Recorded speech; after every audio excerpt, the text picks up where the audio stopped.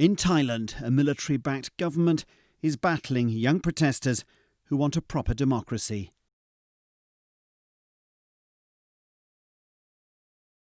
They've been campaigning for months for a fairer political system, but also for a monarchy that respects the rules. Today, that battle got rougher and wetter. Well, these protesters are now trying to pull away at this concrete barricade to make a way through. And they are spraying water cannon. It's laced with chemicals, so you can really smell the tear gas in it. Now, these protesters want to get through to Parliament because that's where the reforms they're demanding are supposed to be discussed. They're worried that in Parliament dominated by the military-backed party,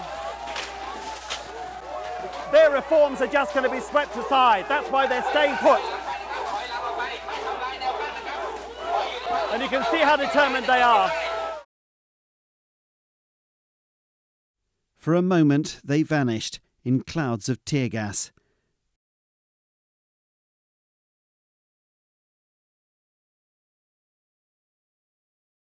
But didn't retreat far, though a few were overcome.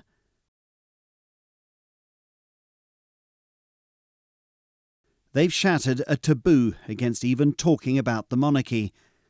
This, they believe, is their opportunity to transform the country. But they're up against the old men of Thailand's parliament, and they've ruled out any discussion of the king. He's at the heart of this conflict. These days, King Vajiralongkorn is often seen on royal walkabouts, raising his profile.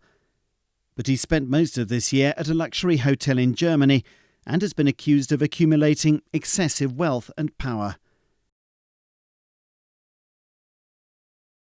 Many Thais, though, still believe that their king is above criticism.